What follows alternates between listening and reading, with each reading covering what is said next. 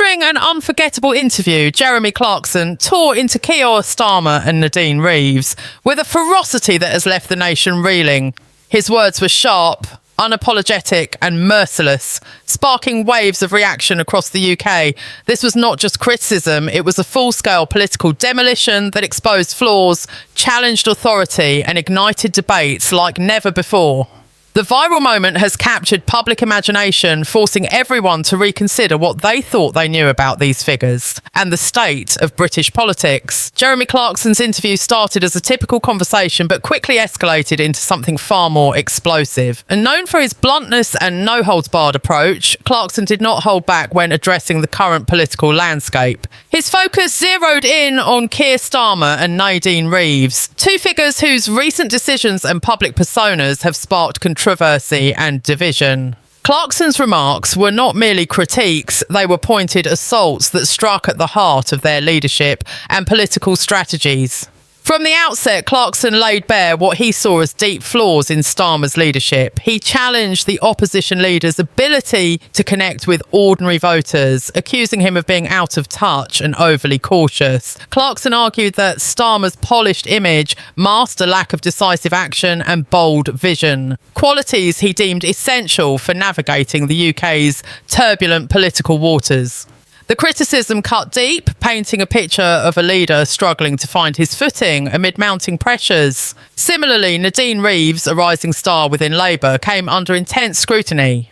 Clarkson questioned her political motivations and questioned whether her rapid ascent within the party was based on genuine capability or opportunism. He criticised her public statements and approach to governance, suggesting that she represented a faction within Labour disconnected from the everyday realities of the British public. His words sparked immediate reactions from supporters and detractors alike, fueling a broader conversation about party dynamics and leadership. Clarkson's interview was more than just a critique of individuals, it was an indictment of the wider political culture. He accused politicians of playing games, focusing on optics rather than substance, and losing sight of the needs of the people they serve. This theme resonated deeply with viewers, many of whom expressed frustration with traditional politics and a desire for leaders who speak plainly and act decisively. Clarkson's bluntness struck a chord in a nation hungry for honesty amid political uncertainty. The viral nature of the interview ensured it was shared and discussed endlessly across social media platforms. Clips of Clarkson's most scathing remarks were circulated widely, sparking debates in homes, workplaces and online forums. The public response was polarised. While some praised Clarkson's candour and welcomed his unfiltered commentary, others criticised him for what they saw as excessive harshness and a lack of nuance. Regardless of opinion, the interview became a defining moment in the political conversation. For Starmer and Reeves, the impact was immediate and significant.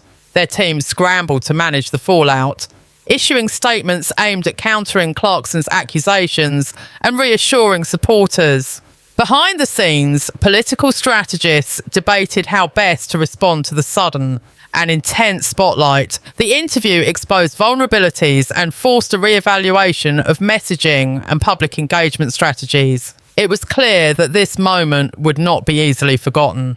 Opposition parties, unsurprisingly, seized the opportunity to amplify Clarkson's criticisms. They framed the interview as validation of their long-held views about Labour's weaknesses and lack of effective leadership. Parliamentary sessions following the interview saw intensified attacks, with opposition MPs referencing Clarkson's words to bolster their arguments. The political atmosphere grew even more charged, with the interview serving as a potent weapon in ongoing partisan battles. At the same time, Clarkson's critique reignited conversations about the role of media personalities in shaping political discourse. His influence and reach highlighted how individuals outside traditional political spheres can impact public opinion and challenge established figures. This raised questions about the boundaries between entertainment and political commentary, and the power of viral moments to shift narratives quickly and dramatically. The interview also spotlighted the broader challenges facing British politics. It underscored a growing disconnect between political leaders and the electorate, emphasising the need for authenticity, clarity, and accountability. Clarkson's harsh words echoed the frustrations of many citizens who feel unheard and marginalised by the political system. This moment served as a reminder that public trust is fragile and must be earned through consistent, sincere leadership. As the nation absorbed the fallout, the question remained, how would Keir Starmer and Nadine Reeves respond? The path ahead was uncertain, with both leaders facing heightened scrutiny and expectations. Their ability to weather this storm, learn from the criticism, and reconnect with the public would be critical in determining their political futures and the trajectory of their party. The viral interview was more than just a media event. It was a catalyst for reflection, debate, and perhaps change. It exposed fault lines, challenged assumptions, and demanded accountability. For the UK, it was a vivid illustration of the power of words and the shifting landscape of political influence.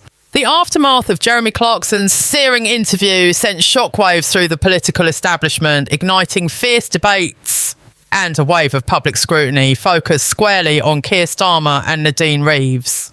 Clarkson's brutal takedown not only exposed weaknesses in their leadership, but also highlighted broader concerns about the direction of the Labour Party and its ability to connect with voters in a rapidly changing political landscape.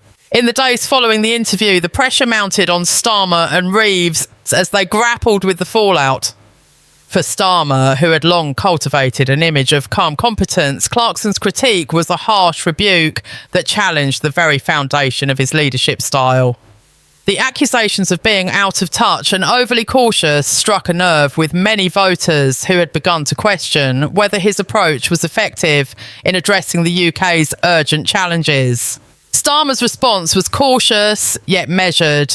In public statements and interviews, he sought to reaffirm his commitment to practical solutions and clear leadership, emphasising plans to tackle economic instability, social inequality, and national unity. However, the shadow cast by Clarkson's words lingered, making it difficult to fully regain the narrative. Critics pointed to a perceived lack of urgency and passion, arguing that Starmer needed to do more than offer platitudes to win back public trust. Nadine Reeves faced equally intense scrutiny as a rising figure within Labour. She represented a new generation of politicians trying to navigate the party's complex dynamics.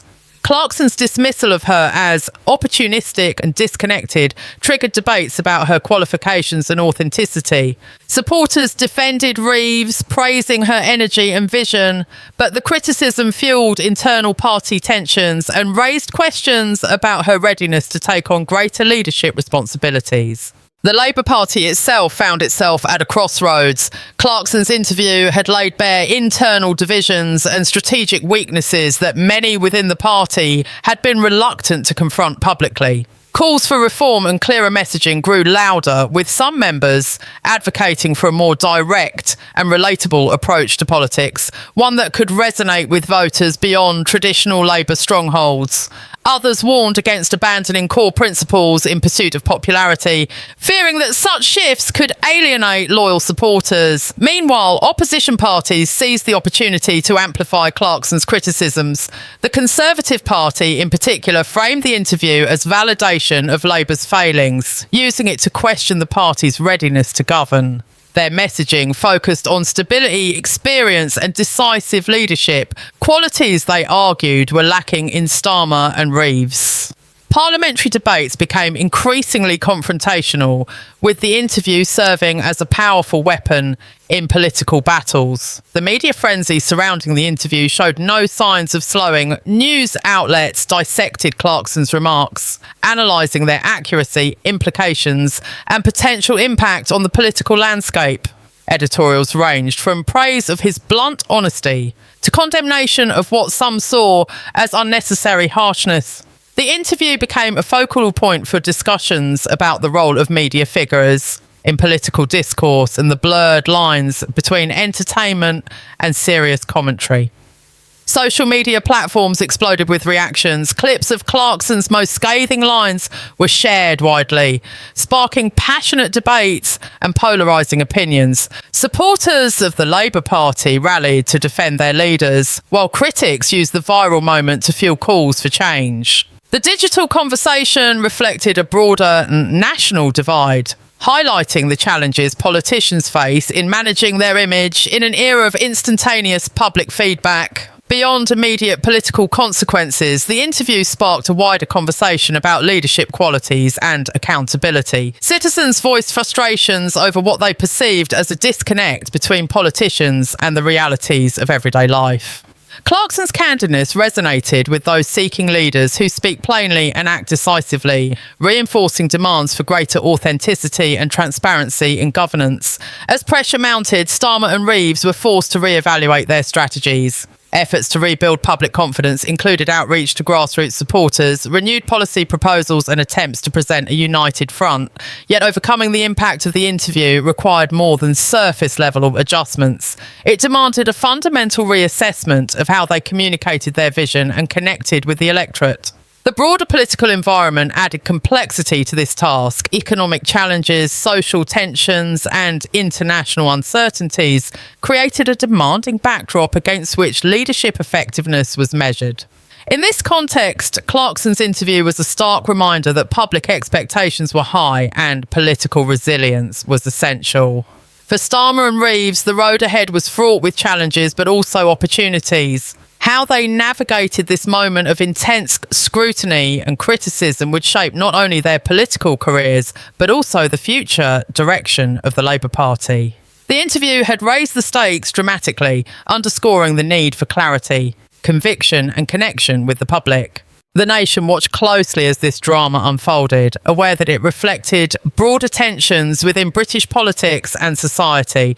The viral interview was more than a media spectacle. It was a catalyst for reflection, debate, and potential transformation. In an era marked by rapid change and heightened expectations, the ability to respond effectively to criticism would define political survival and success. The impact of Jeremy Clarkson's relentless critique on Keir Starmer and Nadine Reeves reached far beyond a single viral moment. It triggered a political reckoning that forced both leaders to confront harsh realities about their public perception and strategic direction. Clarkson's unfiltered commentary acted as a magnifying glass, exposing vulnerabilities that had long simmered beneath the surface but were rarely addressed so bluntly or publicly. Starmer, known for his measured and cautious approach, found himself navigating uncharted territory. His usual calm composure was challenged by the demand for a more authentic and passionate connection with the electorate. Clarkson's portrayal of him as overly cautious and disconnected struck a chord with many voters who felt the opposition leader was not adequately addressing the pressing issues facing Britain. This perception threatened to erode the trust Starmer had painstakingly built since assuming leadership of the Labour Party. Internally, Starmer's team faced intense pressure to rethink their communication strategies. Advisors urged a shift toward more direct and relatable messaging that could resonate with ordinary citizens struggling with economic hardship and political uncertainty. Yet balancing this new approach with the disciplined, policy-focused image Starmer had cultivated proved difficult. The challenge lay in appearing genuine without sacrificing the gravitas and professionalism expected of a potential Prime Minister. Nadine Reeves, as a rising figure within Labour, encountered her own set of challenges following Clarkson's scathing remarks. Her rapid rise had already been met with mixed reactions within the party, and the interview intensified scrutiny of her motives and capabilities. Critics questioned whether Reeves's ascent was rooted in genuine leadership qualities or political opportunism, a narrative Clarkson did not hesitate to promote. Supporters, however, rallied behind her, highlighting her commitment and fresh perspective as assets needed in a party grappling with renewal. The public reaction to Reeves's portrayal was as polarised as that of Starmer's.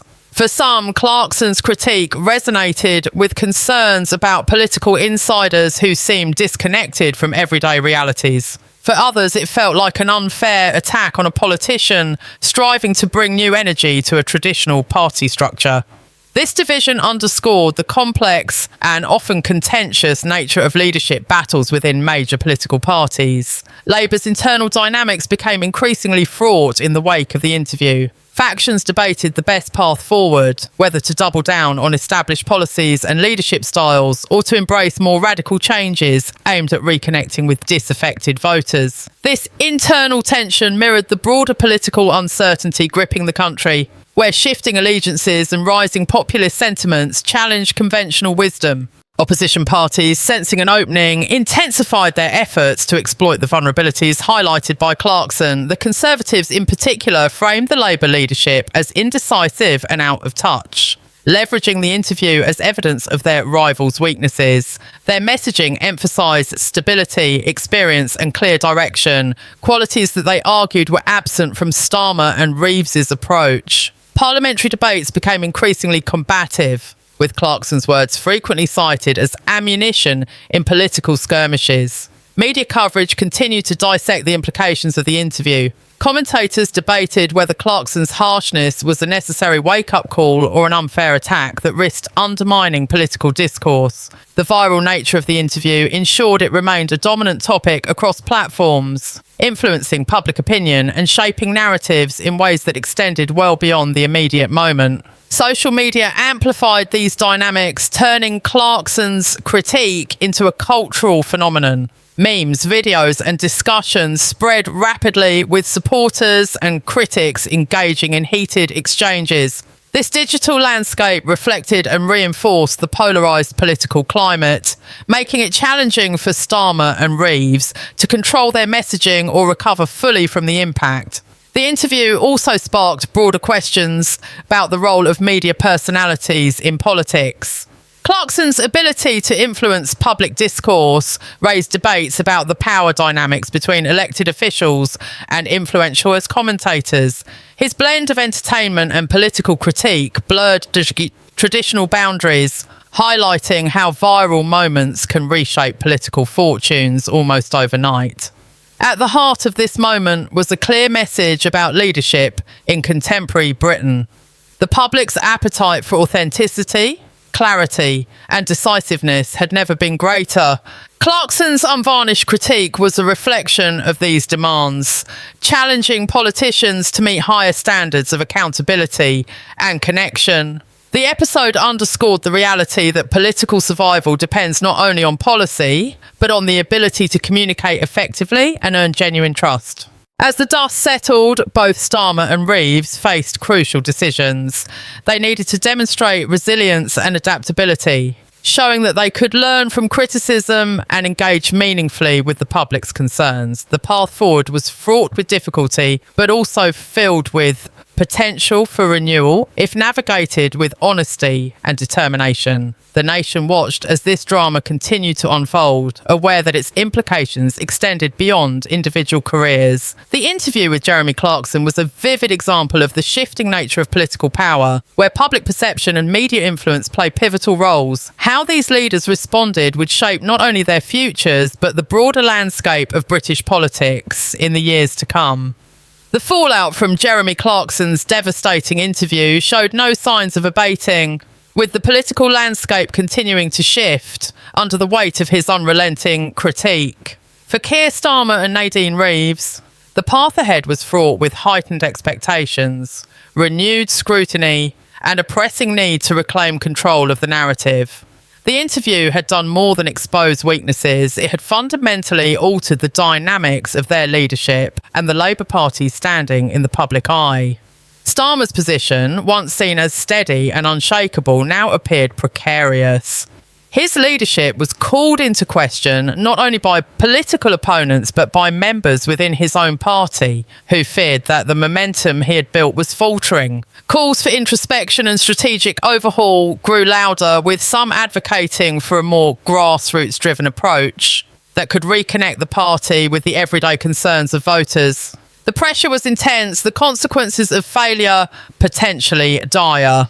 Reeves, meanwhile, faced a crucible moment. As a relatively new voice on the political stage, she was forced to prove her resilience and ability to navigate the harsh realities of political life. Clarkson's portrayal of her as opportunistic and disconnected had shaken many perceptions, both within Labour and among the electorate. For Reeves, the challenge was clear: to demonstrate authenticity and a genuine commitment to public service, moving beyond the criticisms and scepticism that had been cast her way. The Labour Party itself was at a crossroads. The interview illuminated fractures within its ranks and underscored the urgent need for unity and clarity of purpose. Internal debates about policy direction, leadership style and electoral strategy intensified. The party's ability to present a coherent and compelling alternative to the Conservatives was now under serious scrutiny. This moment of reckoning demanded not only political skill, but also emotional intelligence and a willingness to listen to diverse voices within the movement. Opposition parties capitalised on the turmoil. The Conservatives framed the situation as proof of Labour's internal chaos and lack of readiness to govern. Their messaging emphasised stability, experience and decisive leadership, qualities they argued were absent from Starmer and Reeves' approach. Parliamentary sessions became arenas for relentless criticism, with Clarkson's interview frequently cited to underline Labour's perceived failings. The political battlefield grew more polarised and contentious, heightening tensions across Westminster.